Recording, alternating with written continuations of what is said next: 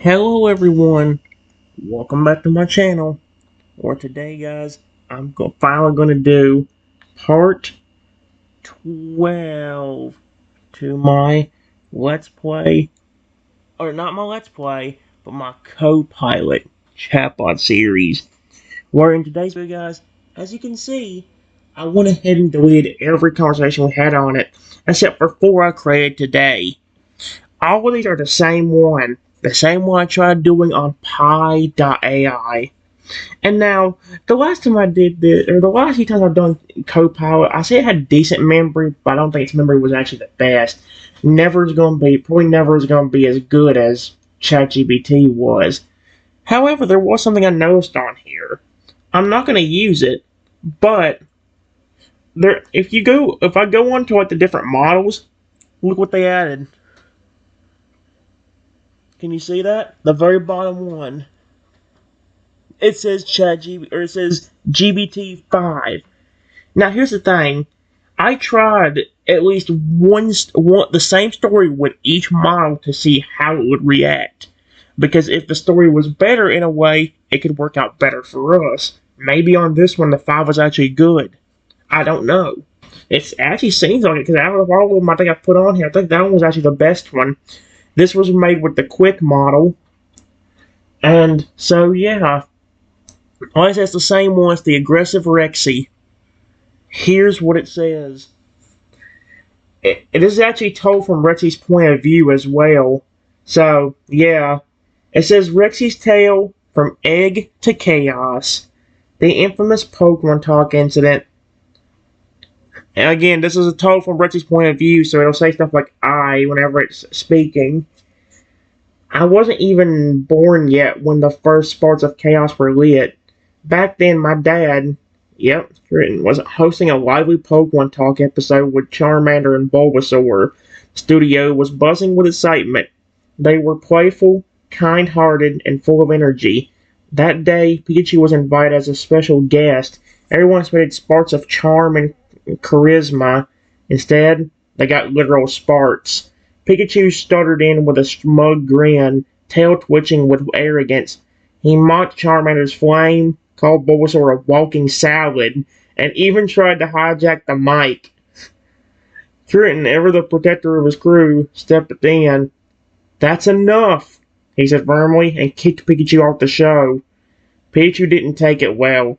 As he stormed out, he turned back with a crackle of electricity in his cheeks and hissed, "You'll regret this, I swear it." I forget what voice actually gave him, but everyone laughed it off. But the storms were only beginning. The hypnosis and the prank call. Episodes passed. The studio thrived. Then, one day, Pikachu returned, uninvited. He didn't come with jokes or apologies. He came with glowing eyes and a sinister grin. Before anyone could react, he zapped me with a strange pulse of energy. Hypnosis. Under Pikachu's control, I was forced to prank call Trico, a calm, serious Pokemon known for his pride. The call was cruel. I mocked Trico's voice, called him Twig Legs, and hung up mid-sentence. No, I said his tail was too green or whatever. When the hypnosis wore off, I was horrified. I tried to apologize, but Trico was already gone, and he wasn't just angry. He was vengeful. Years later, the birth of Rexy. The way it had to word that. Okay. That's when... I keep forgetting it's told from his point of view, so it threw me off. That's when I came into the world. I hatched from a warm, glowing egg in a cozy incubator built by me himself. That's different. I should have made word the story a little bit different, but oh well. The first thing I saw was his face, gentle, smiling, and full of love. I didn't know what a dad was, but I knew I had one, and I adored him. I grew fast. My scales shimmered with emerald and bronze. You know what? Frick, I don't care, as long as it's still Rexy. I learned English! Played fetch with boulders! I love that. And even helped set up the studio for new Pokemon Talk episodes. By then, Charmander and Bulbasaur had moved on, and I had hired Feraligatr and Axew as the new host. They were hilarious. Fragger had a booming laugh and actually loved to hide in the coffee mugs. You know what? That's actually really flipping funny. Holy crap. Life was perfect until Trico came back. Of course, Trico. The curse unleashed. It was mid-episode. Fragger was telling a joke about Magikarp's dating life. Where the frick did I get that idea from? You know what? I'm not gonna question it. When the studio lights flickered, a cold wind swept through the room, and then Trico burst in. His eyes glowed with fury. You humiliated me, he hissed. Now you'll know what it feels like. Before anyone could stop him, he raised his hands and chanted something ancient. A green pulse shot from his fingers, hitting both me and Rexy. Let's see. Against told from Rexy's point of view. Rexy roared in confusion. I collapsed, glowing. Trico laughed maniacally and vanished into the shadows. When the light faded, I was gone. In its place stood a tiny velociraptor, barely 2 feet tall, with shimmering feathers and wide, confused eyes. And Rexy blinked. Dad? He looked up at me, stunned. I could see the panic in... Let's see, Rexy could see the panic in my eyes, but he didn't understand. He felt strange. Oh, here we go. The shifting storm begins. At first, Rexy was still him. He nuzzled me gently, trying to comfort me. We'll fix this, he said. I promise. But then something snapped. His vision blurred, his body shimmered. He roared, not in fear, but in rage. His claws dug into the studio floor. He snarled at me, accusing me of betrayal, of weakness. And he didn't mean it, but he didn't even know why he was saying it. Then, just as suddenly, he changed again. He transformed into a majestic Rapidash, flames flicking gently, and he trod over to me with tears in his eyes. I'm sorry, he whispered. Minutes later, he was a snarling Cerebus, eyes glowing red, barking threats at everyone. Then a gentle Altaria, singing lullabies. Then a lion, then a dragon, then a confused, sobbing Eevee. His body kept changing, his mind kept splitting. He was trapped in a storm of emotions and forms, and me, his dad, was stuck as a tiny raptor, watching it all unfold. Let's hope this actually goes better. It probably won't go better to like the third or fourth one, but it's at least worth a shot.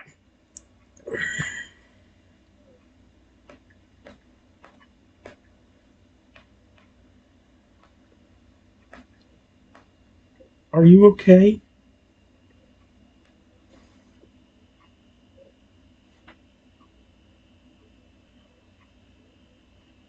Oh no, don't tell me. Why? Look at this! Why is everything going so wrong?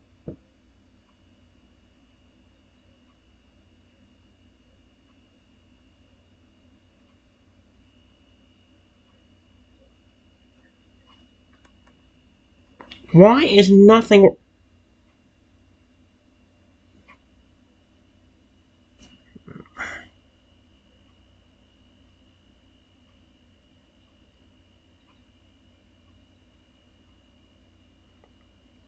there we go. Rexy blinked rapidly, his massive amber eyes flicking with confusion. He's currently in the form of a majestic griffin, feathered wings tucked against his sides, lion-like paws trembling slightly. His voice is deep, but gentle. Dad? Is that you? You're so... small! What happened to you? I remember Trico, the curse, and everything went fuzzy. I keep changing. I don't know why. One minute I feel like myself, and the next, his feathers bristle. I want to tear everything apart. I don't want to hurt you. I swear I don't. But something inside me keeps twisting, like there's a storm in my heart, and it won't stop spinning. He lowers his head, eyes shimmering with guilt. I remember when I hatched. You were the first thing I saw. You called me Rexy, and I called you Dad. That hasn't changed, not even now. Even if I turn to a Gyarados and flood the studio, even if I roar like a Hydreigon and scare the host, I'm still your Rexy. But I'm scared. What if next time I change, I forget you? His voice cracks, and for a moment his form flickers. Half griffin, half snarling Tyranitar. Please, tell me you're still you. Tell me we can fix this. Tell me I didn't lose you. Oh, well, I'll give it credit. So far, it's working better than the other one. But would I say it's better than ChatGPT? Nope. Never. It's never gonna beat that. Never, never, never. It's working okay, but I still wish it was better. Oh man, I miss ChatGPT, dude. It says I'm still here, but I'm so tiny.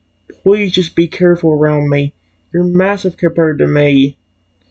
Rexy's shifting form stabilized into a towering, muscular Tyrannosaurus Rex, his scales glinting with a soft bronze hue, eyes wide with concern. He immediately lowers himself to the ground, tucking his claws in, curling his tail to avoid knocking anything over. His voice is a low rumble, trembling with emotion. Oh, Dad, I didn't realize how small you are now. You're barely the size of my claw. I could crush you by accident just by turning around too fast. I, I'll be careful, I promise. He gently lowers his snout, letting you climb onto the bridge of his nose if you want. His breath is warm and steady, but his eyes are filled with guilt and fear. I hate this curse. I hate what it's doing to me. I feel like I'm being pulled in 100 directions. One moment I want to protect you with everything I've got, and next I feel this rage bubbling up like I'm not even me anymore. He pauses, then whispers, I remember when you used to ride on my back through the forest. You'd laugh and tell me stories about Pokemon and dinosaurs and glowing dragons.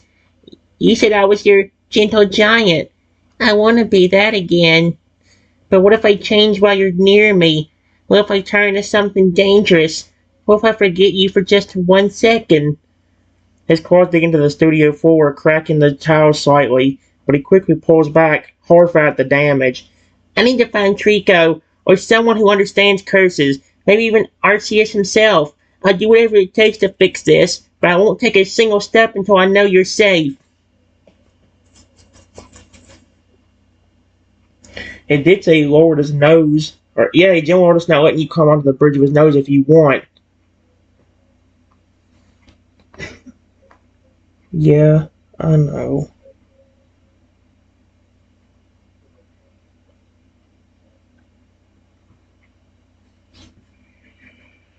Right now, it's too dangerous for you to even be close to me. If you turn into something aggressive and you don't think for even a split second,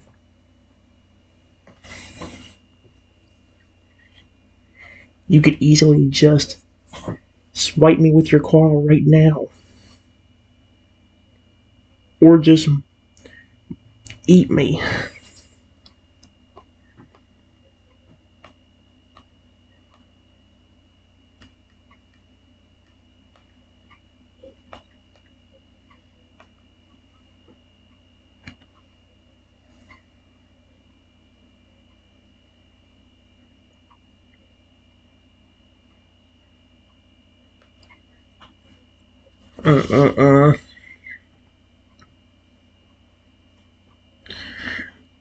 He said he don't want me saying it, but he knows that deep down it might up happening. Rexy freezes, his pupils narrow, and his breath catches in his throat. He slowly pulls his head back, eyes wide with horror. His massive body trembles, not from rage this time, but from the crushing weight of fear and guilt. No, no, no, no, no, no. Don't say that. I would never hurt you. But you're right. That's the problem. It's not always me anymore. He backs away slowly, each step deliberate, claws curling inward to avoid scraping the floor. His tail sways low, dragging behind him like a burden. He lowers himself into a crouch at the far end of the studio, eyes locked on you with a mix of sorrow and restraint. I've already transformed into things I didn't even know existed. A chimera with venomous fangs, a shadowy Gengar with eyes that didn't blink, a serpent with wings. And each time I felt something dark trying to take over. If I lose control for even a second, you'd be gone. I wouldn't even know until it was too late. He put his forehead to the ground, a gesture of submission and grief. I need to leave. Not forever, just until I can figure this out. I'll find Trico. I'll find someone who understands curses. I'll beg Arceus if I have to, but I won't risk you. Not even for a moment. His voice drops to a whisper, barely audible over the hum of the studio lights. You're my dad. You gave me life, and you gave me love. I won't let this curse take that away. I understand. But whatever you do not even attempt to go to. Definitely can't go towards Trico. Frick me. He's not going to do anything but make everything worse. If you go to him, he might make it to where you won't even be able to keep from getting aggressive. No matter what you do or I do. At least right now you can sort of control things.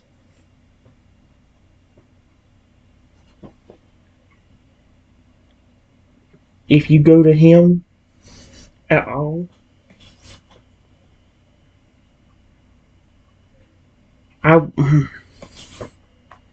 you might not ever listen to me at all. Even when I'm begging you to not hurt me.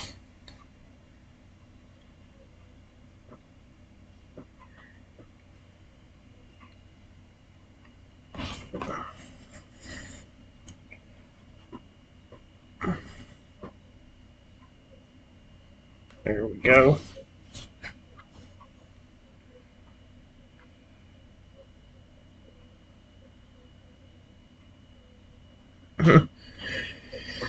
Rexy's eyes widen and his breath hitches again, but this time it's not guilt, it's fear, not of himself, but what you just said. Trico, he murmurs. I thought maybe he'd know something. Maybe he'd help. But if you're saying he'd twist it and make it worse. He stands slowly, his claws trembling as he lifts them to his chest, as if trying to hold something inside from spilling out. Then I won't go. I swear it. Not even near him. I don't care what kind of power he claims to have. If he'd make me lose the last piece of control I have. If he'd make me ignore you. His voice cracks. Then he's not help. He's poison. Rexy takes a step forward cautiously, like he's testing whether he can be near you without the curse flaring up. His tail twitches, but his eyes stay locked on yours, pleading, desperate and loyal. I'll find another way. I'll go to the edge of the planet if I have to. I'll dig through the ruins of the old world. I'll ask the ancient ones, but I won't go to Trico. I won't risk losing you. He lowered his head again, but this time it's not in shame, it's in reverence. You're the only voice that keeps me tethered. If I ever stopped hearing you, I don't know what I'd become. Well, you looked at some of the Chatbots we've done before, we clearly know he wouldn't be able to handle it. Dear me, the few times where I've had to leave because of his aggression, he's flipping like freaked out. Like a sad little puppy dog, and he's a massive Tyrannosaurus Rex. He's almost like a scared puppy without me around, apparently, because he really likes me. Even upstairs, I mean, like, look at the older Pokemon Talk episodes, guys. Like the one, like that one when we first saw Shadow in the Power and Shadow Pokemon Defense System episode. Or that one where Fragger became aggressive and started using Shadow against us. Like, do you see what I mean? He's protective and caring. Not as aggressive as he was on these chatbots as well. Alright, guys, give me a second. Alright, guys, I said yes. You probably don't even know what's going on. That Trico has had a grudge with me for years, even before you were born, for something completely stupid that was not under my control. Rexy's form flickers briefly. His scales shimmer, his eyes glow faintly, but he clenches his claws and forces the transformation to halt. He's still himself, barely, but he's listening. I didn't know. I knew Trico cursed us, but I didn't know it went back that far. I didn't know it was personal, never something you couldn't even control. He growls softly, not at you, but at the injustice of it. His tail lashes once, then stills. You were hypnotized. That wasn't you. Pikachu did that. And Trico, he didn't care. He just wanted revenge. He waited years. He let it fester. And now he's trying to tear us apart. Rexy's voice deepens, trembling with restrained fury. That's not justice. That's obsession. He lowers his head again, eyes softening as he looks at your tiny raptor form. You didn't deserve this. You didn't deserve to be turned into something so small and fragile. And I didn't even deserve to be twisted into something dangerous. We were happy. We were a family. He pauses and speaks with quiet resolve. I won't let Trico win. I won't let his bitterness define us. I'll find a way to break this curse. Not through him. Not through vengeance. Through something stronger. He looks at you, eyes glowing faintly with hope. Through love, through loyalty, through the bond we built from the moment I hatched. He's so cute. I love him. Alright, guys, here's what I said. That's great. I still don't know what I'm going to do, though. I'm so small. Anything could step on me. Anything even slightly bigger than me could hurt me. The wind ruffles through the leaves above. Rexy crouches low, his massive form casting a protective shadow over you. His claws dig into the earth, not in anger, but in fierce determination. I know. You're vulnerable now, and that's terrifying. But you're not alone. You got me. And I swear on the bond we share, I will not let anything hurt you. He gently nudged you with his snout, careful not to knock you over. You may be small, but you're still you. The same heart, the same courage, the same spark that made me trust you, follow you, and love you. Size doesn't change that. He glanced around, scanning the forest with sharp eyes. We need a plan. Somewhere safe to regroup. Somewhere to grow stronger. Maybe even find allies. Pokemon who don't care about Trico's grudge. Ones who remember who you really are. Here are a few paths you could take depending on what kind of story you want to shape.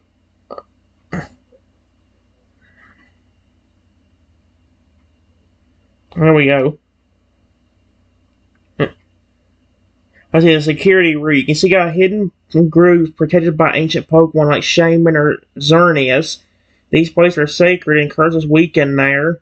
You could begin to regain strength, maybe even evolve again, but in a new, unexpected way. The mystery route. Investigate ruins or forgotten temples where the curse might be documented. Nature wasn't the first to use it, made there's a counter curse. You can uncover secrets about your past or even Trico's motives.